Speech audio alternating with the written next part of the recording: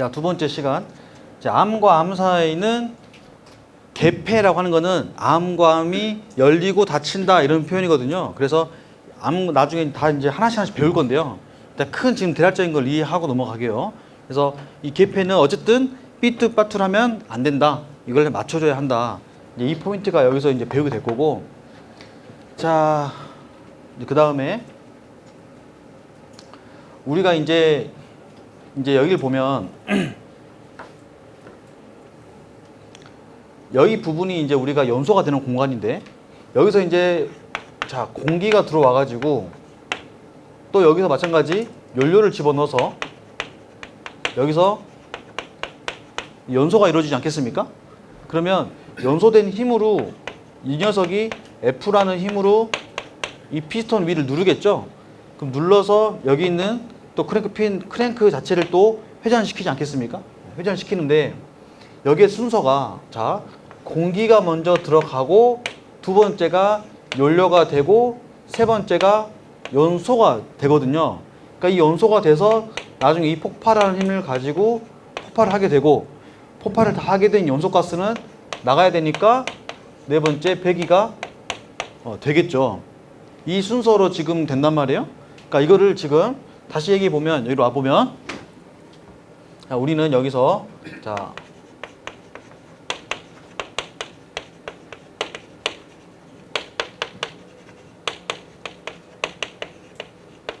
네, 흡입, 압축, 폭발, 배기라는 순서로 이 사이클, 이 순서로 우리가 이제 저희 있는 연소의 과정을 거치게 되는데, 자, 이제 기관수를 처음 공부하는 분들은 이제 제일 처음에 흡입이라는 부분이 뭐냐면 이 공기가 처음에 들어오는데 여기는 되게 신선한 공기가 들어오는 거죠. 아예 새로운 공기가 외부에서 유입을 하는 건데 들어와서 이제 피스톤이 끌어올려서 해서 폭발을 하게 되겠죠. 압축을 하게 되겠죠. 그럼 여기는 뭐가 발생하냐? 압축을 통한 열이 발생한단 말이에요. 우리가 공기를 압축을 쭉 하다 보면 여기 안에서 온도가 올라가겠죠? 그 역할을 해주는 게 압축 부분입니다. 압축. 그럼 압축이 되고 나면 열이 발생하면 여기에서 내가 뭐 하는 거예요? 연소를 딱 집어넣으면 뭐도 있어요? 공기도 있고 열도 있으니 뭐만 해주면 돼요? 탈 것만 집어넣어주면 폭발을 하겠죠?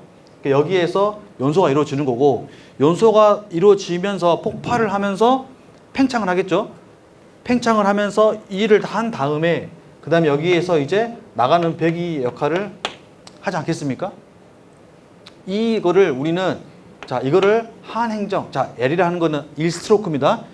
1스트로크를 L이라고 표현해요. 자 그럼 여기도 흡기도 1L 압축도 1L 여기도 1L 여기도 1L이니까 전체가 몇 L입니까? 4L이네요. 이걸 우리는 사행정 기간이라고 합니다.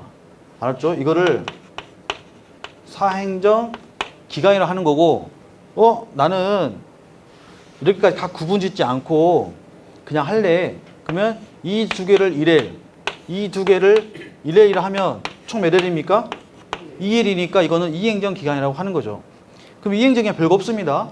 흡입과 압축을 동시에 하고요. 폭발과 배기를 같이 하는 거죠. 그러니까 여기는 올라갈 때 하고요. 얘는 내려갈 때 하게 되는 거죠. 자, 흡입 마찬가지. 내려가면서 흡입을 하겠죠. 우리 마치 주사 위에 있는 그 피톤 있지 않습니까? 피톤 우리가 뒤로 꾹 뽑으면 안에 있는 진공이 형성되고 들어오죠. 뭐 공기가 들어오고 물이 들어오도 하지 않습니까? 그것처럼 여기도 사행정 기관에서는 내려가면서 그러니까 피스톤이 내려가면서 안에를 뭘로 만들어요? 진공을 만들면서 이렇게 하게 되는 거죠. 이해되셨죠? 여기서 흡입을 하는 거예요. 그래서 피스톤 자체가 뭐 하는 역할이야? 흡입을 해주는 주체가 돼준 거죠. 그 진공만 되고 그다음에 압축을 하니까 올라가는 상향 행정에서 압축을 하는 거고 네, 폭발하게 되는 거고 배기하게 되는 거죠. 이해하셨죠? 그래서 이걸 총 우리가 하향한다, 상향한다, 하향한다, 상향한다 이렇게 표현을 하고요. 얘는 아예 올라가면서 흡입과 압축을 동시에 하는 거죠. 그래서 자 흡입은 아래에서 하고요. 압축은 올라가면서 위에서 합니다. 자, 이게 무슨 뜻이냐면은 자 여기 보세요. 어떤 식이냐면 아까 우리가 여기다가 라이너 넣었죠. 라이너 통. 그럼 라이너 통이 이렇게 있지 않겠습니까? 그럼 라이너 통을 아래다가 구멍을 똥똥똥똥똥 뚫어놔요. 뚫어놔. 이걸 뭐라 부르냐면 속이 구멍이니까 속이 구라 부른단 말이에요. 소기구 또는 소기공이라고 부르는데 소기공을 원형이기 때문에 이렇게 360도 전체가 다 둘려서 있겠죠. 그럼 구멍이 똥똥 뚫려 있으면 이 피스톤이 소기공 밑에 있으면 외부에서 이렇게 공기가 들어올 수 있겠죠. 이해하셨나요? 그럼 이 구간을 뭐라 그래? 우리는 흡입 행정이라고 하는 거죠. 흡입 때 쑥쑥 들어와야 되겠죠. 그 다음에 올라가면서 피스톤이 소기공 위에 있으면 올라갈 수가 없지 않습니까? 닫혀 있으니까. 그래서 이때부터는 뭐 하는 거예요? 이때 받은 공기를 가지고 압축을 하는 거니까 위에서 압축을 한다는 거죠. 그래서 이 행정은 흡입과 압축을 동시에 하는구나 이렇게 이해하시면 돼요. 자, 그 다음에 내려갈 때는요. 자, 쭉 올라왔습니다. 그럼 압축을 해서 열이 발생했겠죠? 그럼 연료를 넣었으니까 폭발을 하겠죠? 그러니까 위에는 뭐부터 하는 거예요? 폭발을 하겠지 않습니까? 폭발을 빵 하고 나서 폭발 빵 하고 내려오겠죠, 이렇게. 그럼 내려오면서 뭐 해야 돼요? 배기를 하겠죠. 자, 처음에는 여기서 힘을 팡 쓰지 않겠습니까? 그러면 처음에는 힘이 세요, 강해요? 세요, 약해요? 힘이 세, 약해? 세잖아요, 세. 그러면 힘이 처음 세였습니까? 그 다음에 쭉 내려가면 끝에쯤 가면 힘이 약해지겠죠. 점점 좀 약해지겠죠. 그럼 우리는 처음에는 강한 F의 힘으로 왔다가 끝에 갔을 때는 약한 F가 되지 않습니까? 그러면 여러분, 이 피스톤은 힘은 얼마인 거예요? 누구 기준으로 해야 돼? 얘 기준으로 해야 돼? 얘 기준으로 해야 돼? 그렇지. 평균으로 해야 돼, 평균으로. 그래서 우리는 항상 무슨 개념이 나오냐면 평균 유효 압력이라는 게 나온 겁니다. 그래서 이 힘을 우리는 평균 유효 압력이라는 개념이 나오고요. 여러분이 보실 때 평균 유효 압력이라는 개념은 단순히 하나만 가지고 되는 게 아니라요. 전체적인 모두가 잘해야 되겠죠. 예를 들면 우리 스터디가 6명이면 가장 공부 잘한 친구도 열심히 해줘야 되지만 또 공부를 열심히 더 해줘야 할 성적이 낮은 친구도 올라와야 되겠죠. 그랬을 때 다 같이 잘해줘야 평균이 올라가지 않겠습니까? 자, 이걸 이해해 보자고. 평균 유효 압력 이해하실 때 100점 맞은 친구가 더 잘할 수 있습니까? 100점 맞은 친구가 110점 맞을 수 있어요? 우리 평균을 올리기 위해서? 안 되겠죠? 자, 90점 맞은 친구가 100점 맞은 거나 50점 맞은 친구가 60점 맞은 거나 뭐가 더 쉬워요? 응? 내가 여러분 평균 90점을 100점 만들기 위해 노력하고 평균 50하고 60 만드는 게 뭐가 더 쉬워요? 그렇죠. 50에서 60 만드는 게 쉽지 않습니까? 지금도 마찬가지잖아요. 기관수를 아무도 모르는 상황에서 기초 다는 건 어렵지만 이제 고급으로 갈수록 어렵지 않습니까? 똑같은 거란 말이에요. 평균 유효압력이라는 거는 전체 평균이기 때문에 여기 있는 처음 빵 하는 최고 압력을 높일 필요는 없다는 거예요. 그러니까 최고 압력이 높다와 평균 유효압력이 높다. 최고 압력 올라가면 얘 압력 올라가는 건 맞으나 옳은 방법은 아니라는 거예요. 이해되신가요? 그러니까 차라리 뭘 올리자. 끝에 팽창을 하면서 내려가는 힘에 전달하는 힘이 떨어지니까 이 힘을 조금 더 전달할 수 있도록 이 낮은 힘들을 좀 올려보자. 이 목적이 생긴 게 평균 유효압력을 올리는 목적이란 말이에요. 이해하셨죠? 그러니까 최고 압력을 높이기 위한 게 아니다라는 겁니다. 그러면 그러기 위해서 뭐가 필요하냐? 와류도 필요하지. 과극기도 들어오면 좋겠다. 이렇게 해서 여러 기관 들어와서 전체적인 힘의 평균을 올리기 위함이죠. 이 올려서 뭐 할 건데? 왜 돌리려고요? 크랭크축 돌리려고. 왜? 힘은 전달됐지만 힘은 다 그대로 외부로 다 어떻게 돼요? 빠져나가겠죠? 손실이 일어나니까 손실을 줄이고 온전히 크랭크축으로의 힘을 전달하는 걸로 가자. 이게 나온 거죠, 이게. 그래서 여러분 항상 힘은 일정하죠? 힘은 일정합니다.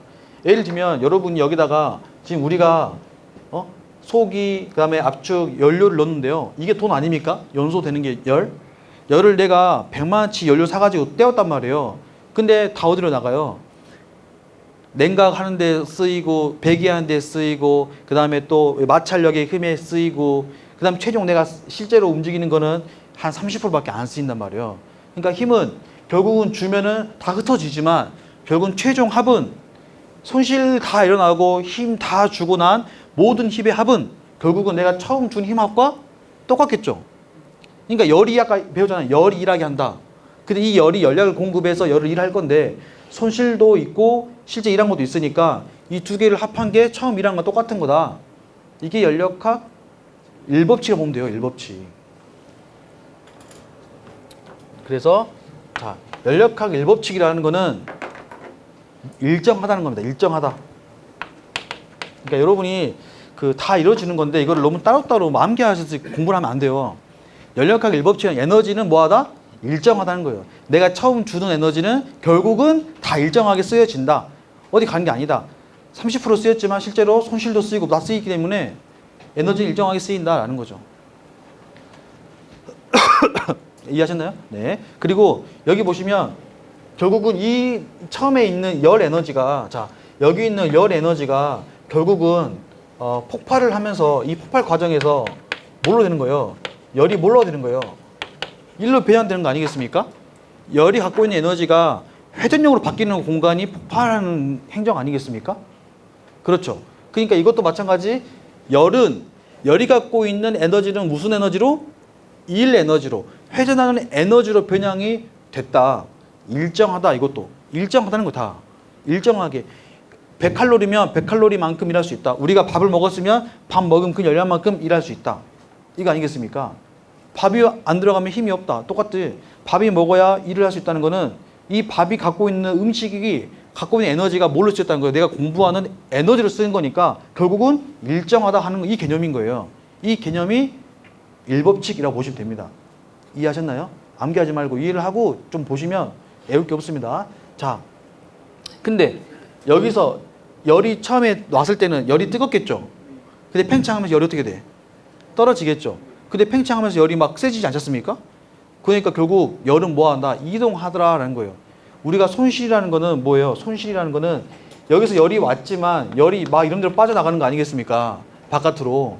그러니까 열이 지금 이동하는 거 아니겠어요? 열이 이동? 이동? 그러니까 열이 이동이니까 여기는 무슨 법칙? 몇 법칙? 그렇죠. 2잖아요. 이 법칙입니다. 그래서 연력학 이 법칙이라는 개념은 열은 이동한다라는 거죠. 어디서? 고온에서 저온으로. 그러니까 야 뜨거운데 차가워졌어. 이거는 연력학 이 법칙에 따라서 열이 이동한 거야. 이렇게 이해하시면 되는 거예요. 간단하게. 이해하셨죠? 자 어쨌든 이제 좀 더 이제 하고 자 어쨌든 이렇게 들어와서 우리가 지금 사행정하고 이행정을 지금 말씀드렸는데 그러니까 여러분이 사행정, 이행정은 각각 행정이 구분이 되어 있으니까 사행정은 자 사행정의 특징 하면 여러분이 머릿속에 가야 할 게 뭐냐 자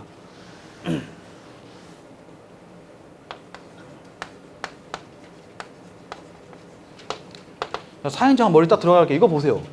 각각 행정이 뭐 하게 있는 거예요? 구분이 되어 있잖아요. 구분이 되어 있단 말은 각각의 효율이 좋다는 거에 떨어진다는 거예요. 효율이 좋아진다는 뜻 아니겠습니까? 그쵸? 효율이 좋다는 거는 뭐예요? 흡입도요, 잘하고요. 압축도요, 잘하고요. 폭발도 잘합니다. 이거 아니겠어요? 그러니까 당연히 이행정보다는 효율 따져보면은 사행정이 훨씬 좋고 기통수가 많은 게 좋죠. 일을 분배해주니까. 근데 자 그리고 또 사행정이니까 잘 보세요. 하나, 둘, 3, 4 각각 사행정이 있으면 실제로 이 중에서 폭발하는 건 어디만 하는 거예요? 지금 폭발 한 곳만 하는 거죠? 그러니까 지금 4번 중에 한 번만 폭발을 한다 이 말이에요. 근데 폭발이라는 개념은 아프겠죠?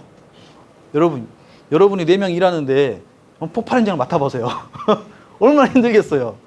나는 고기만 집어넣어줄게. 난 압축해줄게. 나는 폭발할게. 폭발이 힘들지 않겠습니까? 그러니까 여기서 받는 열 응력이 약하겠죠. 왜냐하면 4번 중에 한 번만 하니까요. 자, 근데 이 행정 같은 경우에는 자 똑같은 행정이라 칩시다. 그러면 이게 같이 간다 그랬잖아요. 그러니까 흡입압축 폭발 100이네요. 흡입압축 폭발 100이네요. 그러니까 여기는 이 행정은 4번 중에 2번 하셨습니까? 그러니까 여기 열응력이 사행정보다 많겠죠. 이해되셨나요? 그러니까 여기 열응력이 작다가 되겠죠. 4번 중에 한 번이니까 이게 개념이 큰 개념이에요. 왜냐하면 4번 중에 한 번을 해야 되니까 나 혼자만으로 전체를 뭐 해야 돼? 먹여 살려야 되는 거예요. 나 혼자만의 폭발력 가지고 전체를 움직이게 한단 말이에요. 근데 이 녀석은 얘에 비하면은 2분의 1입니다. 2분의 1. 그러니까 자 생각해 보시면 이 힘이 만약에 100이다. 그러면 이 최종 출력은 몇이에요? 100이 되겠죠? 자 얘는 몇이에요? 똑같이 맞추려면은 그렇지 50만 주면은 전체가 100이 되지 않겠습니까? 이걸 보고 뭘 느껴야 되냐? 이야 이 행정 기관 작아지겠는데? 똑같은 출력을 내더라도 기관이 모아야 되는데 절반만 만들어도 절반짜리만 만들어도 똑같은 100 출력 낼 수 있는데 이게 되는 거죠. 이해하셨나요? 이게 엄청 큰 거예요. 여러분이 선주 입장을 대보세요. 엔진 2배 커지면요. 비용 자체가 얼마나 돼요? 더블 돼버려요. 더블. 그러면 여기를 운영하는 만큼 또 마찬가지 공간도 필요하죠. 보조기 필요하죠. 과학기며 모든 게 뭐예요? 다 커지는 거예요. 학원이 커질수록 비용이 많이 들듯 여기도 마찬가지. 효율은 좋아. 효율은. 장점은 효율 좋다는 거야. 대신 커지기 때문에 비용은 많이 든다는 거죠. 선택을 해라 이거죠. 그러니까 이 효율 때문에 자 효율 때문에 사행정의 장점이 뭐냐면 효율이 좋으니까 고속기간 있죠. 자 고속이라는 기간이 나오면은 여러분이 딱 머릿속에 기억해야 될 게 자 고속은 봐보세요. 이거보다 더 빨리 움직이죠. 사실 엄청 빨리 움직이지 않습니까? 그러면 봐보세요. 이 짧은 순간에 뭐가 우리해줘야 돼요? 흡입, 압축, 폭발, 배기가 동시에 이루어진다는 거야. 그럼 이 짧은 순간에 사실 우리는 연료 같은 경우는 기계적 힘으로 칙칙칙칙칙 줄 수는 있어요. 근데 공기는 하기는 물리적으로 힘들어. 물리적으로. 왜 없냐면 시간적 여유가 부족하기 때문에 그래요. 그렇지 않겠습니까? 그러니까 고속기관은 빨리 움직이니까 제일 중요한 거는 얼마만큼의 인풋, 공기를 집어넣을 수 있습니까? 이게 핵심이란 말이야.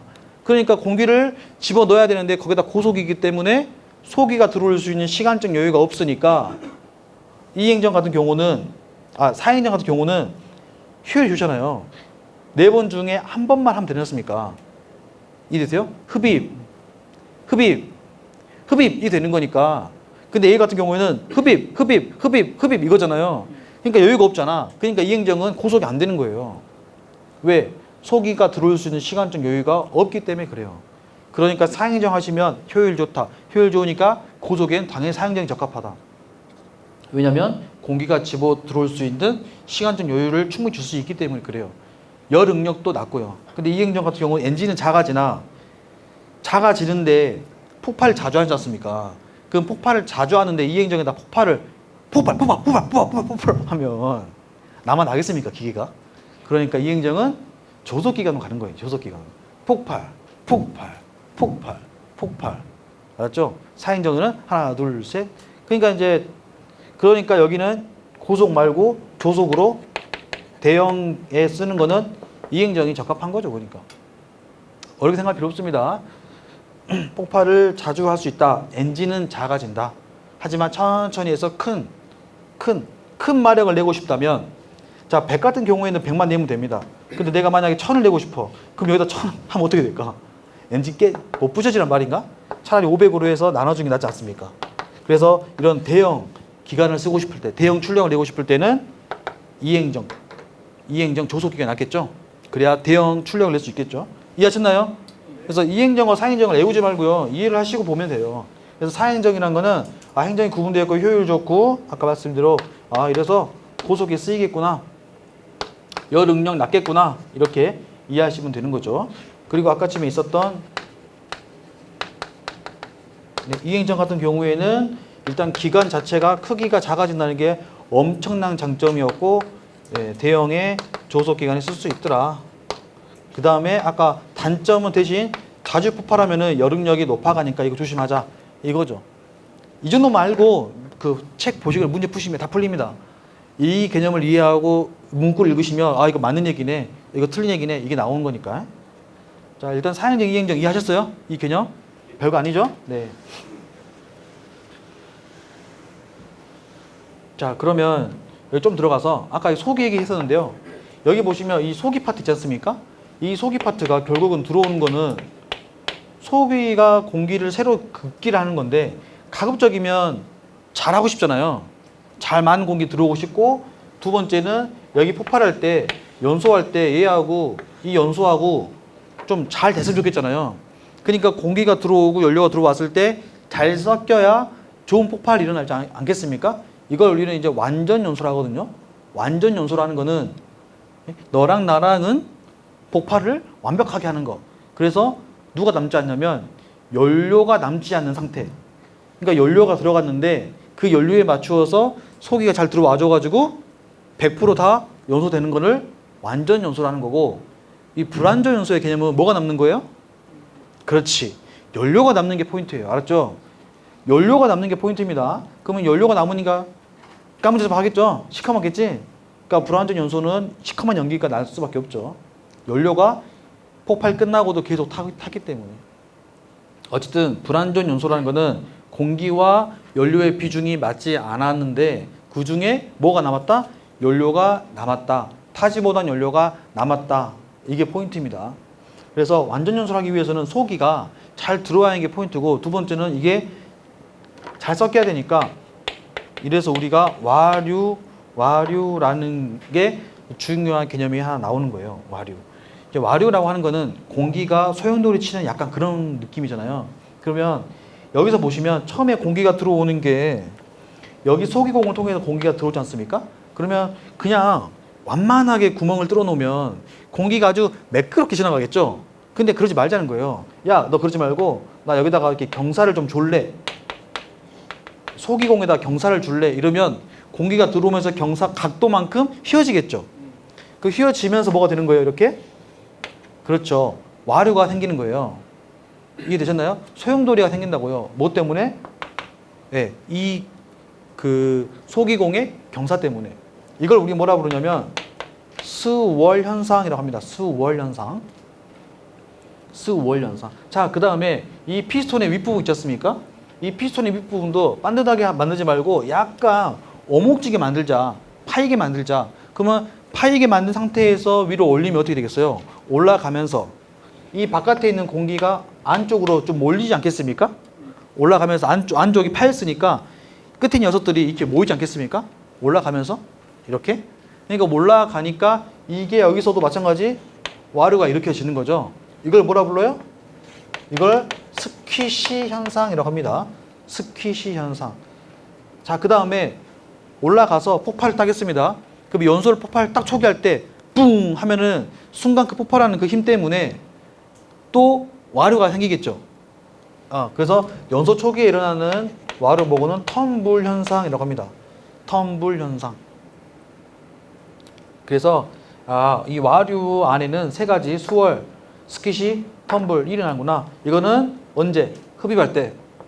이거는 압축할 때. 이거는 연소 초기에. 각 행정마다 그러니까 똑똑하죠. 네. 이런 스퀴시 같은 거를 낼 생각도 하고, 또 이런 수월 형상도 만들기 위한 이 인간들의 그 연구, 노력, 이게 참 대단하다고 생각해요. 자, 여기까지 보고 한번 교재 봅시다.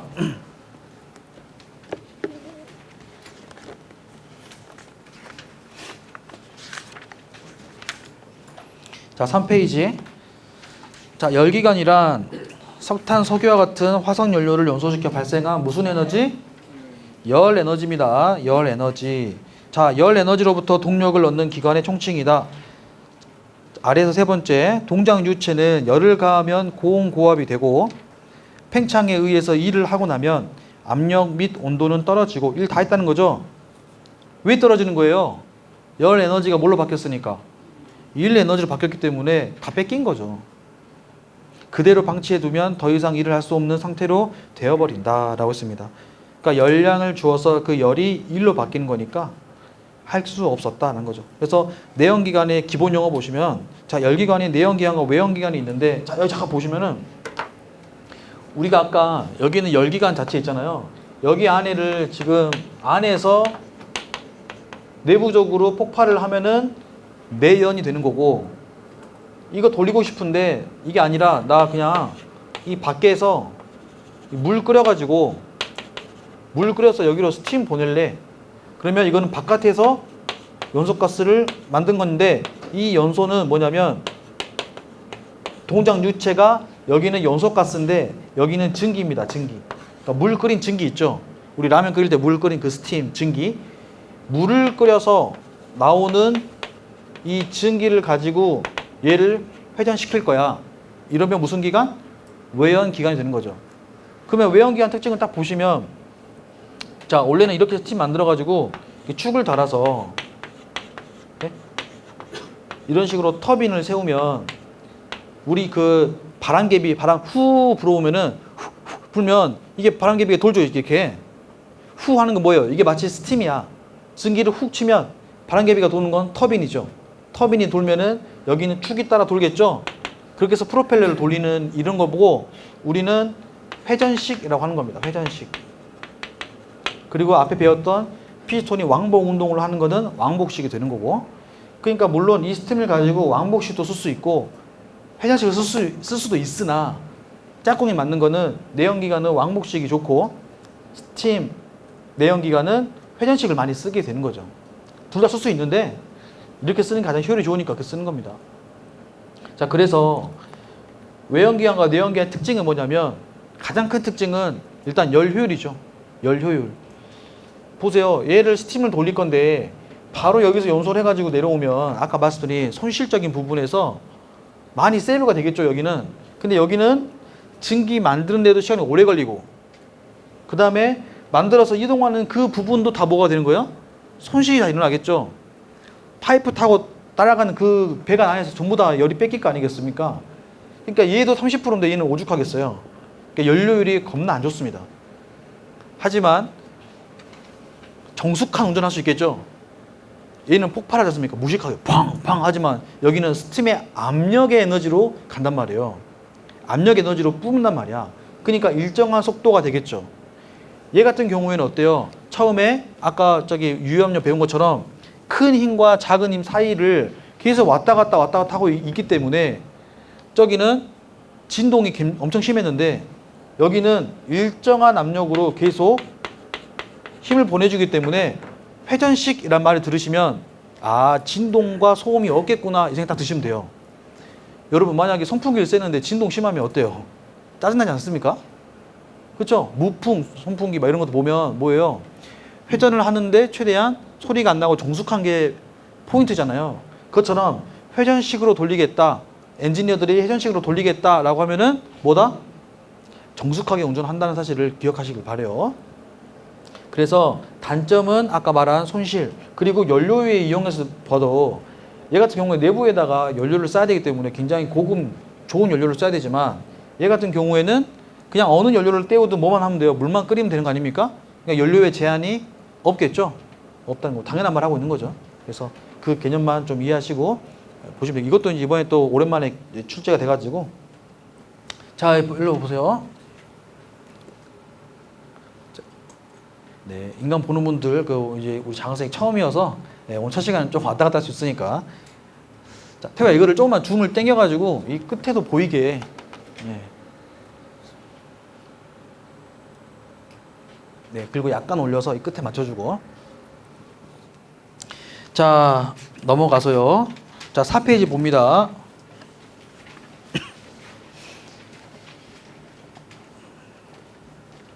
자, 사이클이라고 했는데 반복적으로 일어나는 돌림을 사이클 또는 주기라고 한다 했죠. 그래서 아까 우리가 사이클을 흡입, 압축, 폭발, 배기 저거를 우리가 한 사이클이라고 하는 겁니다. 한 사이클. 4점이라고 하는 거는 아까 실린더 내부를 왕복 운동할 때 그 끝의 위치라고 하는 걸 4점이라 하는 거고 우리가 이제 그 피스톤 있잖아요. 왕복 운동을 하지만 여러분이 기억해야 할 건 왕복 운동을 하지만 사실 100%의 완전한 왕복 운동은 없어요. 얘가 항상 뭐 하는 거예요? 이렇게 양쪽으로 진동을 하면서 이렇게 하는 거예요. 그러니까 항상 역과의 마찰과 마모가 일어날 수밖에 없다라는 거 꼭 기억하시고 이렇게 이게 왕복 운동입니다. 자, 그 끝의 위치를 4점이라 하고 상사점, 하사점. 그래서 언제냐 했죠? 실린더 헤드에서 가장 가까이 있을 때가 상사고 자, 행정은 이러한 상사와 하사의 직선거리입니다. 행정이라 하는 거고 RPM은 1분 동안 몇 바퀴 도니 너 몇 회전 하니 1분 동안 그게 RPM이죠. 자, 그 다음 압축부피, 행정부피, 신호부피 한번 읽으시면 될 것 같고요. 압축비도 네, 읽으시면 세 번째 줄 보면 일반적으로 압축비가 높을수록 연료 소비율은 감소하고 평균 유압력은 증가한다 해가지고 그 아래에 있는 압축비 있죠. 전체 몸을 머리로 나눠주는 겁니다. 자, 평균 유압력, 연료가 연소하여 피스톤에 작용하는 평균 압력인데 이 평균이라는 뜻을 여러분들 아까 이해하셨죠? 평균이라는 거는 전체적인 걸 올려주니까 최고 압력을 올리기보다는 중간이나 낮은 친구들의 효율을 더 끌어주는 걸로 생각을 하자. 자, 속도라는 개념은 항상 자, 뭐 예를 들면 너 되게 빨리 갔다 온다. 예를 들면 이 누나 너 쌤 잠깐만 뭐 좀 사줄래? 했을 때 네 쌤 사드릴게요 했는데 갔다 왔어요. 근데 왜 이렇게 빨리 갔다 와? 할 때에는 그 사람의 생각이 뭐가 있는 거예요? 내가 여기서 저기까지 간 거리가 있는데 이걸 이렇게 빨리 갔다 와? 하니까 거리를 뭘로 나눠준 거야?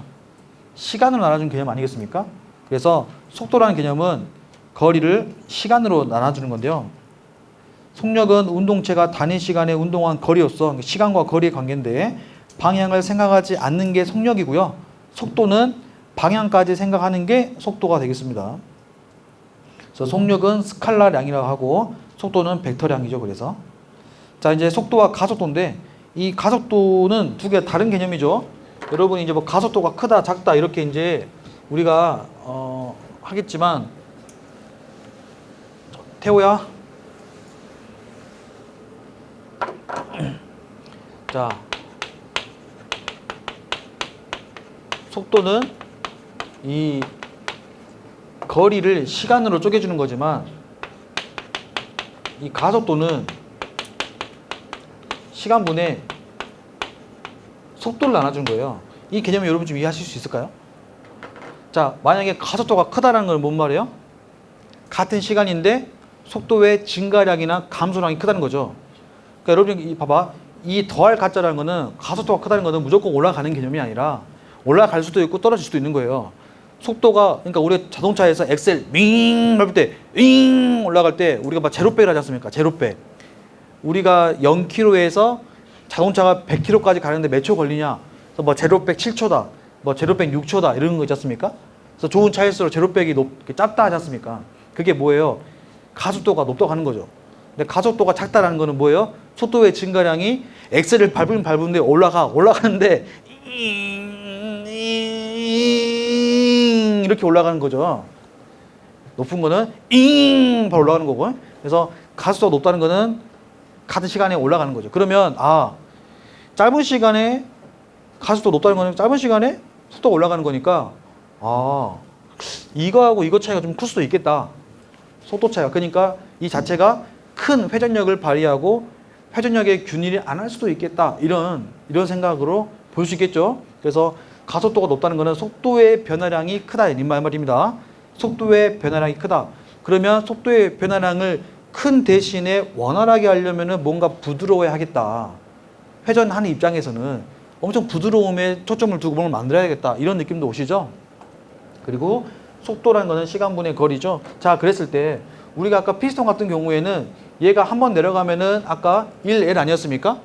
아까 우리가 여기 속도에서 이제 피스톤의 속도가 있어요. 피스톤. 그럼 피스톤 같은 속도는 우리가 어떻게 부르냐면 60분의 2ln이라고 우리가 공식이 있는데 이 개념은 자, L은 아까 피스톤의 행정이었죠.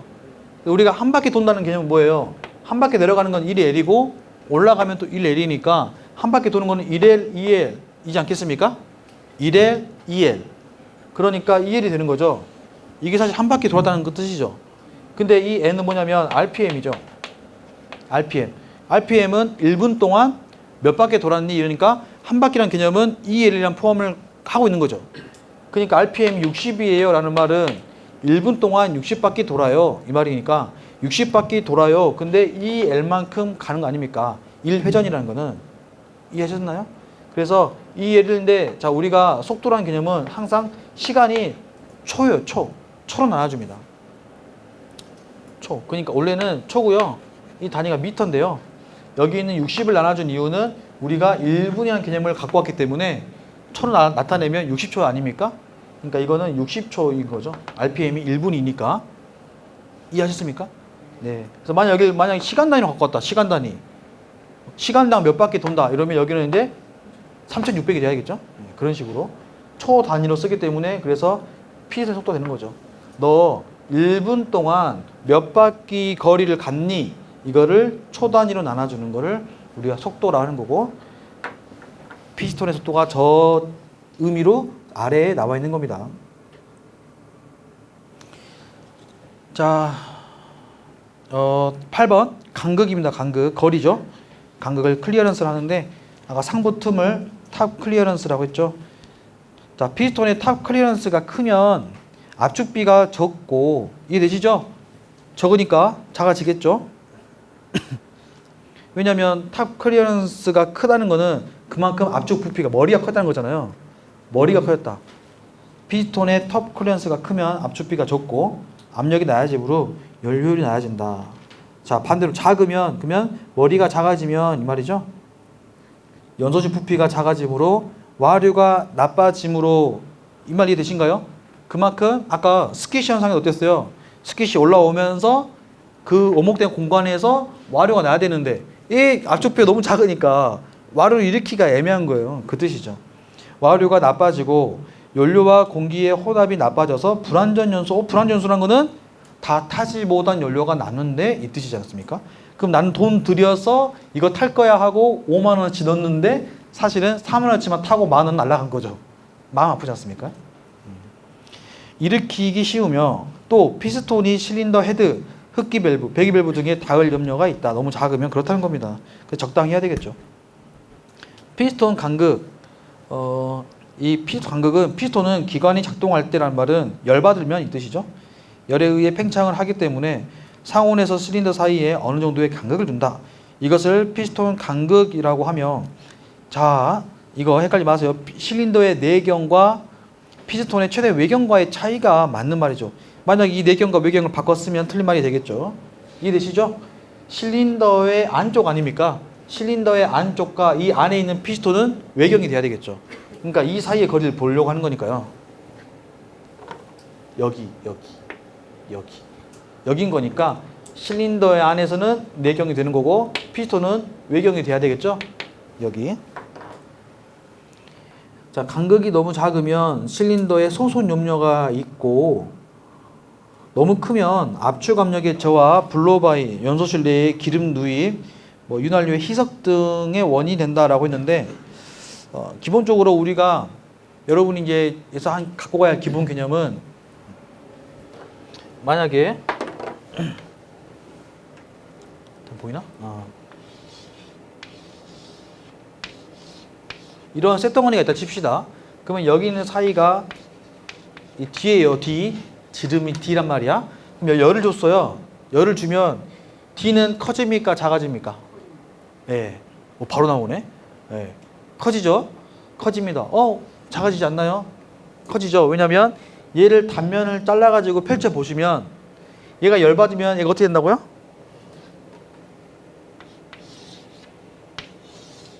이게 커지겠죠?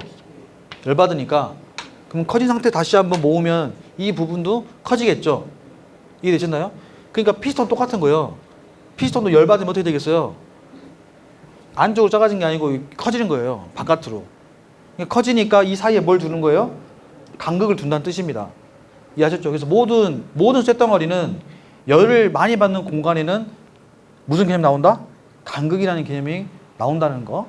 그리고 그걸 예상해서 간극을 둔다는 거죠. 이해하셨습니까?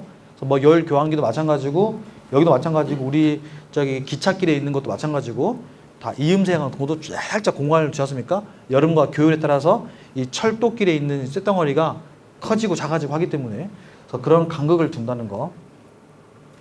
자, 이제 기통이라는 거는 이게 실린더가 하나, 둘, 셋, 네 개 있으니까 이건 4기통이라 할 수 있는 거죠. 6개 있으면 6기통, 8개 있으면 8기통 이런 느낌, 이런 걸 말하는 거고요. 이제 시험 나온 게 6기통이죠. 니은 6기통의 기관 점화 순서가 15, 36, 24 이거는 암기를 하세요. 편하게 15, 36, 24 이건데 원래는 이제 원칙은 그래요. 항상 1, 2, 3 하나 자르고 4, 5, 6 잘라서 한쪽이 가는 거. 그 다음에 서로 이 옆에 있는 것과 만나지 않는 거. 이 두 가지가 원칙인데 그냥 15, 36, 24 아니면 그 거꾸로 한번 읽어보세요. 거꾸로 1, 5로 가지 말고 1, 4로 가봐. 그러면 1, 4, 2, 6, 3, 5 아닙니까? 이렇게 간다든지 이게 둘 중에 하나. 이게 점화 순서가 되겠습니다. 이걸 가지고 뭐 메인 나오기 좀 그렇고요. 그냥 이걸 알고 있는가, 142635도 맞는가, 뭐 이렇게 해도 나올 수 있을 것 같으니 보시고요. 기타 용어, 피스톤 슬랩이라고 했는데 사이드 노크라고 한다. 피스톤과 실린더 간격이 너무 크면 당연히 이 녀석이 이렇게 움직일 수 있겠죠, 안에서. 그럼 따닥따닥 치니까 이걸 피스톤의 슬랩이라고 하는 거고, 블로바이 말씀드렸죠. 블로바이가 그 윤활유의 희석은 하나, 둘, 셋, 세 번째 끝에 윤활유의 희석은 물론이고 심할 경우 기관 폭발을 초래하게 된다. 블로바이가 생기면 출력이 떨어진다고 했는데, 여기는 연소가스가 아래에 있는 데로 오면 여기는 윤활유가 좀 고여 있고 사실 있거든요. 근데 윤활유가 고여 있으면 여기 있는 윤활유가 결국 기름이기 때문에 얼마든지 블로바이가 생길 수 있지 않습니까? 뜨거운 공기가 들어오니까. 그러면 불 나면 안 되니까 윤활유가 갖춰야 할 성능 중에 중요한 게 뭐가 있을까요? 불 나면 안 되니까 뭘 올려야 될까? 무슨 점을? 그렇지, 불 나는 점을 올려버리면 쉽게 불 나지 않겠죠? 이걸 우리는 인화, 불이 붙은다 해서 인화. 그래서 인화점이 높을 것이라는, 인화점이 높은 윤활유를 나는 쓰고 싶은 거예요, 엔지니어들은. 왜? 불 나면 안 되니까. 그래서 윤활유는 항상 인화점이 높을 것. 그리고 윤활유가 양이 줄어든다, 이런 개념은 항상 뭐예요? 이러한 열에 의해서 윤활유가 타버린 거예요. 자연적으로 타버려. 아무리 높아도 그냥 윤활유가 불나듯 탄 건 아니지만 짜실짜실하게 탄단 말이에요. 이게 가스가 들어와서 가스하고 윤활유하고 만나니까 이 안에서도 약간의 미세한 그 작용을 하게 되는 거죠. 연소를 한다는 그렇고. 그러니까 이 녀석이 윤활유가 타버려요. 그러면 윤활유가 양이 소모가 떨어지겠죠. 그래서 윤활유에 기억하실 때 윤활유와 연소는 열의 관계인데, 큰 열을 받으면 윤활유는 나는 윤활 하려고 왔지만 순간 열 받아가지고 타버려옵니다. 그러면 탔다는 의미는 그 우리 마치 고기 구울 때, 그치, 고기 구울 때 여러분 그 불 조절 잘 못하시면 어떻게 돼요? 거기 타버리죠. 그럼 기수 화 나 안 나? 화 나지? 수호 형이 막 그러는데요? 수호 형이 막 불 너무 세게 했어. 그 말은 뭔 말이야? 불을 세게 하니까 그런 거야. 세게 하니까. 왜 타는 거야? 불을 급격하게 세게 하니까. 그러면 윤활유가 탄다는 뜻은 뭐다? 너무 급격한, 그렇지, 센 열이 들어왔구나, 이렇게 생각하시면 되는 거예요. 불이 적당하게 들어와야 되는데 급격한 불이 들어오거나 높은 열이 들어오면 순간 타버리는 거죠. 겉이 확 타버리는 것처럼. 그래서 윤활유가 타버리면 그 녀석이 이 사이사이에 끼어 들어가겠죠? 이 사이사이. 그럼 끼어 들어가면은 당연히 윤활유 성능을 방해하겠죠. 그래서 양도 줄어들 것이고. 이 개념. 그래서 열과 윤활유의 관계를 여러분 이해하시면 꼭 이해하셔야 됩니다. 자, 그래서 이제 뭐 연소점을 높여야 된다, 인화점을 높여야 된다, 그 다음에 뭐 불만이 생기면 윤활유 양이 줄어든다, 뭐 이런 등등. 자, 오버랩은 자 포사이클 기간 동그라미 치시고요. 자, 포사이클 기간에서만 있는 개념입니다. 투사이클은 없어요. 흡기 밸브와 배기 밸브가 동시에 자 상사점 밑줄 그으시고요. 상사점 부근에서 열리는 것을 오버랩이라고 한다라고 했습니다.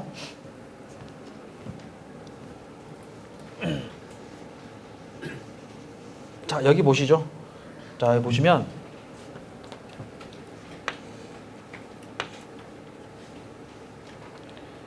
자, 여기서 이제 우리가 이렇게 이제 밸브를 이렇게 두거든요.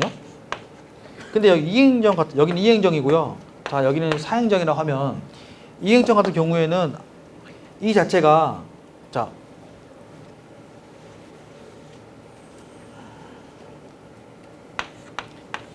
밸브가 이렇게 하나 있어요. 이 밸브는 배기 밸브 하나 있으면 됩니다.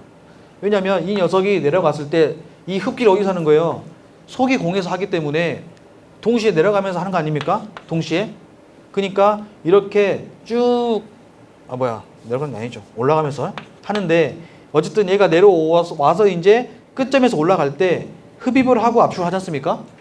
그리고 여기서 올라갔을 때 여기서 연료를 뿌리고 빵 하면 폭발하고 내려가는데, 어느 정도 내려가다 보면 힘이 다 써졌겠죠? 팽창을 했으니까. 그러면 여기서 뭐가 열리는 거예요? 이게 배기 밸브인데 이 배기 밸브가 열려야 되겠죠? 그럼 여기서 열리면서 남아있는 연소가스가 밖으로 나가겠죠? 밖으로 나가주는 동시에 이게 내려가면 또 들어오겠죠. 나가는 게 있어야 새로 들어오지 않겠습니까? 그러면 뭐 먼저 해야 돼요? 배기를 해야 소기가 들어오게 되는 거죠. 순서가. 이해하셨나요? 나가주고 들어오고 압축하고 폭발하고 일 다 하고 일 다 해야 열려야 되는 거지. 일하고 있는데 열리면 돼, 안 돼? 안 되셨습니까? 나 안 그래도 지금 폭발해가지고 일하고 있는데 배기 열리면 일꾼 다 나가 이 뜻이 아니겠습니까? 그럼 다 효율 떨어지고 다음 사람이 일이 더 많아지겠죠. 다음 사람들이 훨씬 더 많은 큰일을 해줘야 되겠죠. 이해하셨나요? 그러니까 이 배기밸브도 적당히 열려야 되겠죠. 시기에 맞추어서. 언제? 이 힘이 다 떨어졌을 때쯤 해서. 그러니까 한 절반쯤 내려갔을 때 해야 되겠죠. 그래서 언제냐면 이거를 이게 표현해 보면 여기 있잖아요. 이 부분을 이렇게 본다고 생각해 볼게요. 이해하셨나요? 이 부분을 이렇게 볼게요. 이렇게 보면 여기가 TDC였고요. 여기가 BDC였어요. BDC면 TDC에서 살짝 나가야 되겠죠. 폭발을 하려면. 여기서 연소가 이루어지겠죠. 그래서 폭발을 딱 하면은 쭉 하는데 이 절반, 이 정도에서는 이제 이 정도에서는 배기밸브가 열려야 되겠죠. 이때까지는 뭐 해주고요? 1 해주고요. 폭발 1 해주고 배기 해주고요. 그 다음에 속이 들어오고요. 압축하고요. 이렇게 되지 않겠습니까? 이해하셨나요? 그래서 이 각도는요, 정해진 건 없습니다. 이거는 그냥 기간만 달라요. 대신 대략 몇 도에서 몇 도다 이런 건 정해져 있죠. 그래서 일단 이 개념 이해하시면 되고, 자, 여기 넘어오시면 이제 사행정이잖아요. 그러면 사행정 같은 경우에는 이렇게 두 번을 하지 않습니까?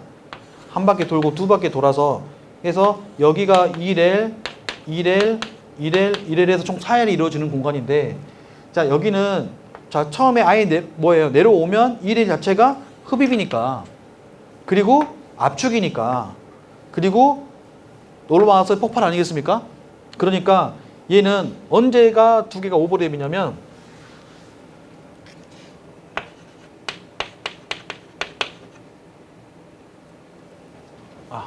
이렇게 할까요?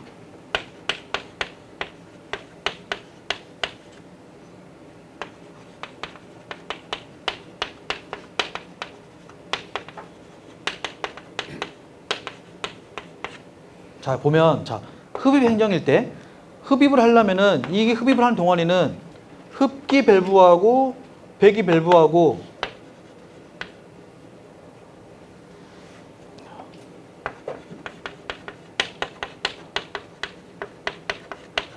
흡기 밸브하고 밸브 둘 다 어때야 돼요? 열려야 돼요? 닫혀야 돼요?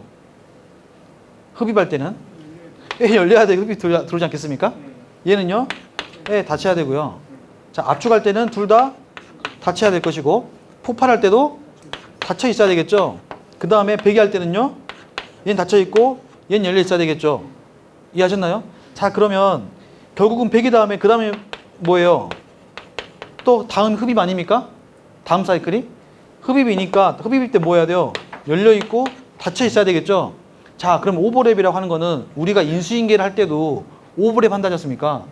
내가 이 일 하다가 다음 후임자 오면은 오버랩 해주는 기간을 우리가 오버랩 기간이라고 하듯이, 여기도 마찬가지. 자, 이 행정이 넘어가는 순간에 오버랩 되는 걸 봐보세요. 이 배기가 여기 오픈되고 여기 오픈되는 거는 여기밖에 없죠. 모든 행정 중에. 그러니까 언제부터 언제까지인 거예요? 배기에서 흡입 가는 과정이에요.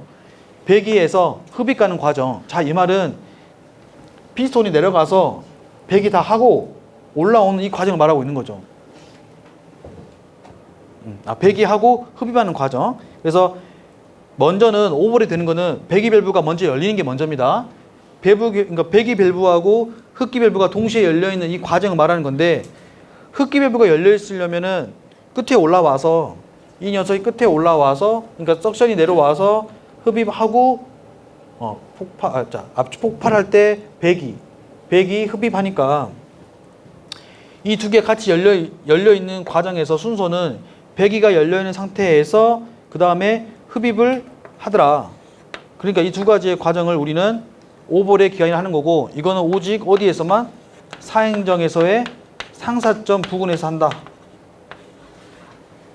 이게 나오게 되는 거죠. 일단 쉬었다 하겠습니다.